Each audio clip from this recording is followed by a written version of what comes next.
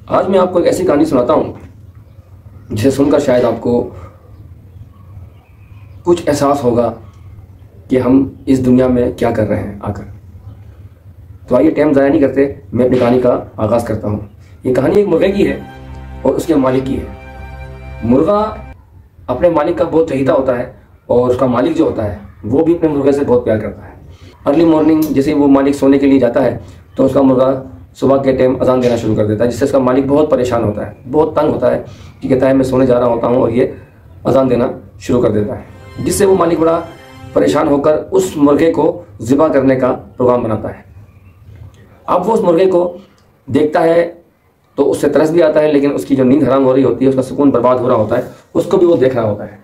वो अपने मुर्गे से कहता है कि आज के बाद अगर तूने अजान दी सुबह तो मैं तुझे ज़िबा करके काट के खा जाऊंगा। अब मुर्गा बहुत परेशान होता है क्योंकि मुर्गे की तो एक आदत है और फितरत है उसकी कि उसने जैसी सुबह होनी है उसने अजान देनी है। तो उस दिन मुर्गा बहुत सहम जाता है और उस दिन वो अजान नहीं देता।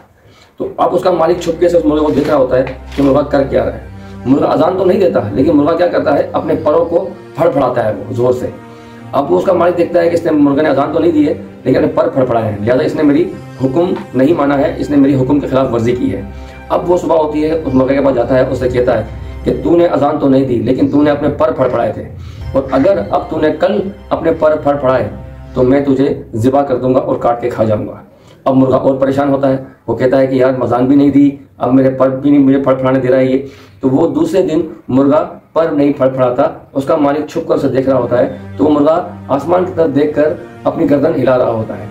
अब वो मालिक और ज़्यादा परेशान होता है कि बोला यार ये मुर्गा है, मेरी बात मान ही नहीं रहा, इसे मैं कंटिन्यू समझा रहा हूँ कि तूने अजान नहीं देनी, तूने पर नहीं फड़फड़ाने, और आज ये अजान भी नहीं दी, पर भी नहीं फड़फड़ाए, लेकिन ये ऊपर देखकर शायद मेरे लिए बदुआ कर रहा है अल्लाह से कि मेरा मालिक मुझे बहुत तंग कर रहा है। अब उस मालिक को और ज़्यादा गुस्सा आता है, वो फिर जाता है मुर्गे के पास, बोलता है कि अब तूने गर्दन भी ऊपर की ना, तब भी मैं तुझे नहीं छोड़ूंगा, तुझे मैं ज़िबा कर दूंगा।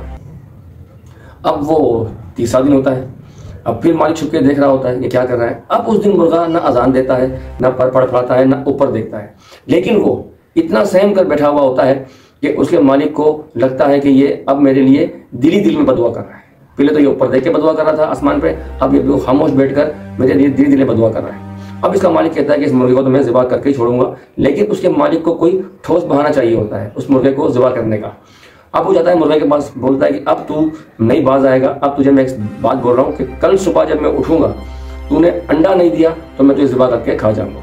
अब मुर्गा और परेशान कि यार मैं अंडा कैसे दूँ, अंडा तो मुर्गी देती है।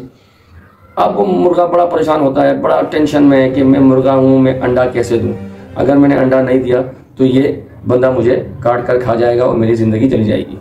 अचानक से उसके दिमाग में बात आती है कि मैं अंडा देने पर इतना घबरा रहा हूँ और अंडा तो मैं नहीं दे सकता, नामुमकिन बात है, और ये कल मैंने अंडरस्टूड मर ही जाना है, मुझे काट के ये खा जाएगा।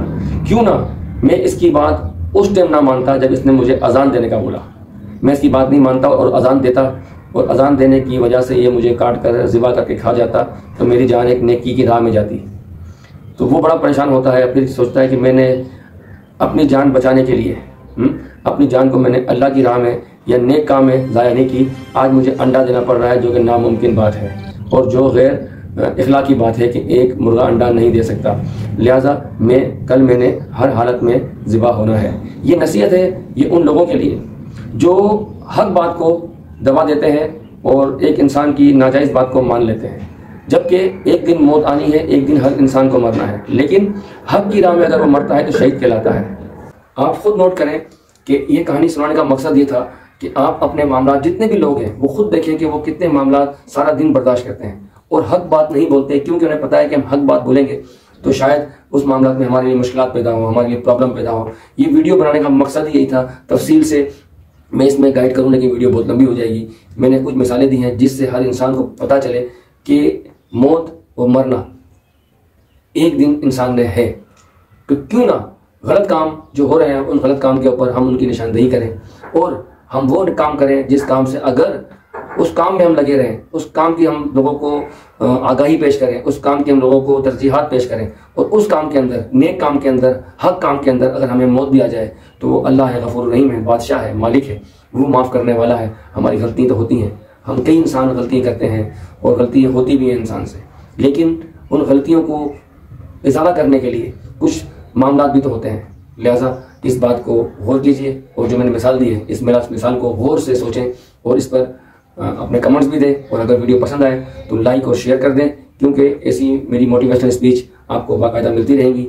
और हौसला अफजाई भी करें और मुझे कोई गलती हो तो मुझे कमेंट्स बॉक्स में मुझे मेरी गलतियाँ बताएं ताकि मैं आइंदा की वीडियो में अपनी गलतियों को ठीक कर सकूँ। Thank you. पाकिस्तान पाइंदाबाद।